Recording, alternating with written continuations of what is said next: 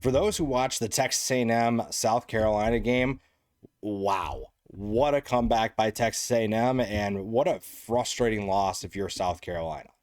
Now, this is a game where when you were watching it, or if you were just watching the scoreboard, you probably had moments where you wondered, what's wrong with Texas A&M? What's going on with this team? And there are people that are calling this maybe a team of destiny, and this is a moment where you can point to as, hey, they had a chance to put them away, didn't happen. South Carolina is up 30-3 at halftime, and Lenora Sellers looked more comfortable than he had in a while. The offense was making plays. The defense was getting stops. Texas A&M did not look like the Texas A&M that we were used to seeing. And it felt like, okay, South Carolina might be able to do this. And they head into halftime with a ton of confidence. And obviously now everybody's pointing to the moment of Shane Beamer pumping up the Texas A&M crowd. And then he is interviewed after the game and saying that, well, nobody thought that game was over. And you saw two different teams with South Carolina. You also saw two different teams with Texas A&M. We'll start with South Carolina. We've seen a South Carolina team that struggled a lot of the year, and we didn't see that for the first half. There were some things that obviously still did not go well, but it was still a game where South Carolina at least showed, hey, we can still play at this level. We still are capable of doing it. It's just going to come down to consistency. And that ended up being their biggest problem. But the first half, it looked like South Carolina was playing with confidence. And again, the stat of it was teams were in SEC play 0-268, now are 1-268, or whatever that number was, is absolutely insane with that margin at halftime. To be up 30-3, I think most teams would be very comfortable with a 30-3 halftime lead. And for South Carolina to not score a single point in the second half is alarming for this team. And we'll dive into this. Shane Beamer's status as a head coach. The hard part about college football is that people have already forgotten what he did last year. People have already forgotten that because he's 3-7 right now, people already forgot the success that he had last year. This is a team that went 9-4 last year, and people are acting like he's been struggling for years. And I think that's so disappointing with college football. I get it. I get why people are frustrated. I'm not saying they shouldn't be, but it's also just evident of the short-term memory of the college football fan. If you are not winning every single year, it's a disappointment. And I get some of these losses aren't bad, but when you look at this stretch they just went through, number 11 LSU, number 14 Oklahoma, number 4 Alabama, number 7 Ole Miss, number 3 Texas A&M. The previous losses, I get. You have frustrations with the lack of offensive production. This one is going to be about the collapse. I get it. However, this isn't just all of a sudden a guy who doesn't know how to coach. So I think that this is going to be a storyline that unfortunately has traction and has an interesting thing to follow for the rest of the year. You are at least going to just wonder, is Shane Beamer going to coach in 2026? And I think that he is going to be South Carolina's head coach, but people are going to be calling for his job. People are already calling for his job, and that's just part of college football. But I think that there are some things that could go in his favor. He's got 2 games. He got close to Carolina and Clemson next. How do you bounce back from a game like this? I don't necessarily know. Now, on the Texas A&M side of things, there are good things about this, and there's also some concerns. We'll start with the bad first. Let's get out of the way. The first half, terrible, horrendous. And Marcel Reed, we knew he had limitations, right? We knew Marcel Reed had his shortcomings as a quarterback. But for the most part, we hadn't really seen them consistently this year. We hadn't had a whole half of football where Marcel Reed's missing passes. He's not making plays with his legs. He's not doing enough to get the ball down the field.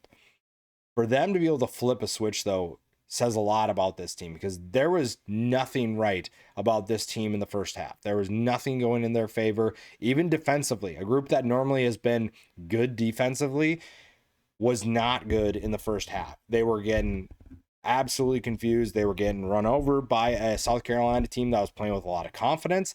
And all of a sudden, they were looking like a team that knew what they were doing after halftime. And Mike Elko said it best. He didn't necessarily need to say anything. This is a team that is undefeated for a reason. And it's not because Mike Elko is giving good pregame and halftime speeches, because this team understands its identity. They understand how to win football games. And this was their first huge deficit that they've had to come back from. This first set of adversity where it feels like their backs are literally against the wall and they have a decision to make. How do they respond? And 21 points in the third quarter is a great way to respond. Passing attack found new life. Reed finishes 22 of 39 for 439 yards, 3 touchdowns, 2 picks. Casey Concepcion was their leading receiver, 7 catches, 158 yards. You also had Ashton Bethel Roman step up in a big way. He had 4 catches, 139 yards.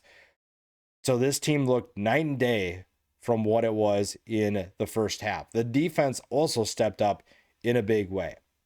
The defense was a major factor. And when you look at South Carolina's drives in the second half, they had their first drive 45 yards, next drive 4 yards, 16 yards, -12, 23 yards. So they took a team that was having a ton of success and they shut them down.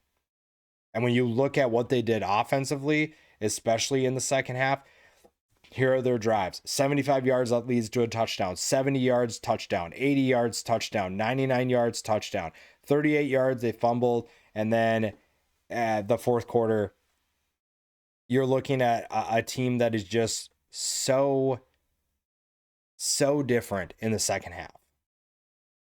And you found ways to bounce back. And when it comes to the college football playoff, there are things that people are going to look to in this first half.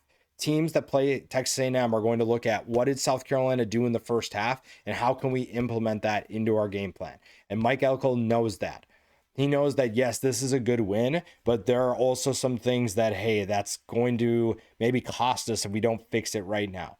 Teams are going to look at that first half and figure out how do we implement in that what we do and how do we get them to play that way again. Because South Carolina is a team that you can make a comeback on like this.